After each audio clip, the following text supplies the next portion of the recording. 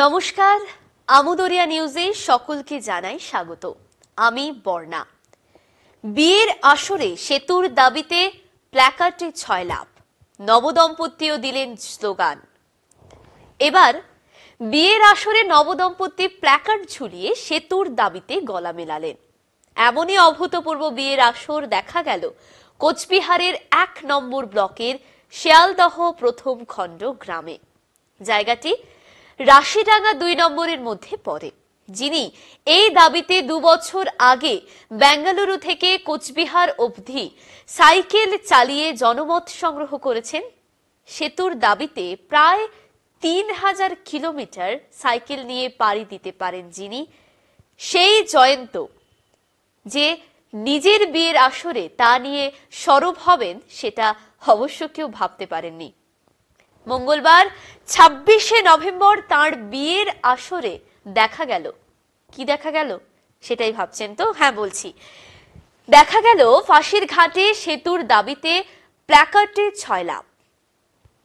হাতে হাতে তা নিয়ে ঘুরছেন আমন্ত্রিতরা। নবদম্পতিও সেই প্ল্যাকার্ড নিয়েই ছবি তুললেন, স্লোগানও দিলেন। জয়ন্তর কথায় বিয়ে যেমন গুরুত্বপূর্ণ, ততটাই গুরুত্বপূর্ণ কোচবিহারের জনজীবনে ফাঁসির ঘাটে সড়ক সেতুর দাবি। হাজার হাজার মানুষ প্রতিদিন এই ফাঁসির ঘাট দিয়ে পারাপার করে শহরে প্রবেশ করেন।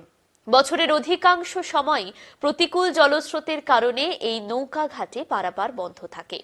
শীতের সময় সাঁকোর বন্দোবস্ত হয় বটে, তবে তা হয় খরচ সাপেক্ষ ও ঝুঁকিপূর্ণ। জয়ন্ত বর্মন দীর্ঘদিন থেকেই ফাঁসির ঘাট সেতু আন্দোলন কমিটির সঙ্গে যুক্ত।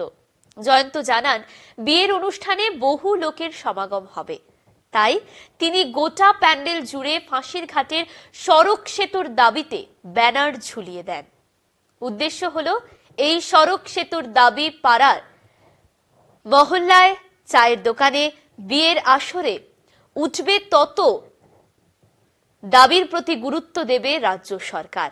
রাজ্য সরকারের দৃষ্টি আকর্ষণ করতে যত রকম ভাবে সম্ভব সেতুর দাবিতে প্রচার করতে হবে বলেই তিনি জানান। নিয়ে নিচ্ছে একটা ছোট্ট বিরতি, ফিরে আসছি বিরতির পর। যে ফ্যাশন ব্র্যান্ড শো আছে 25th of November and এটা 1st December অবধি আছে।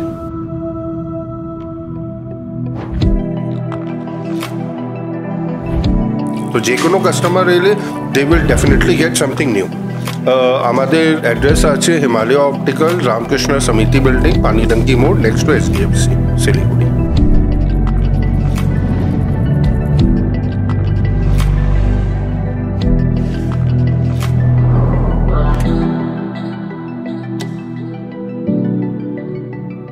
ফিরে এলাম বিরতির পর।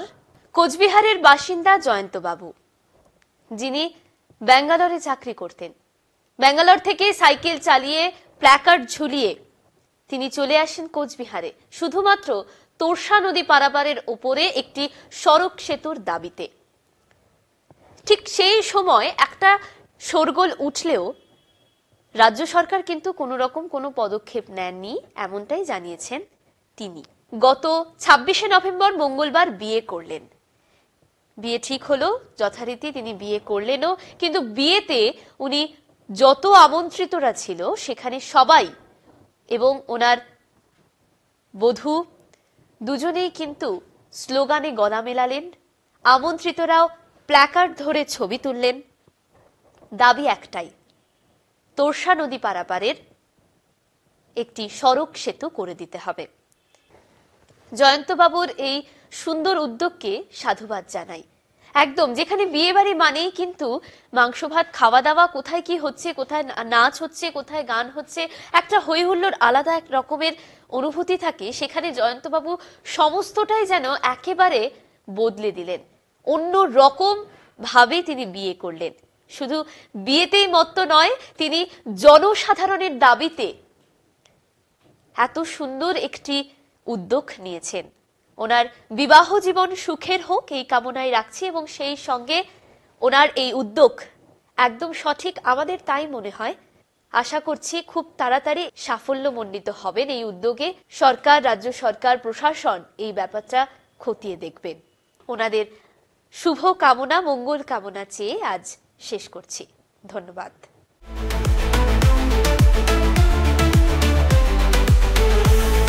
Amudoria News, Voice of the Marginal.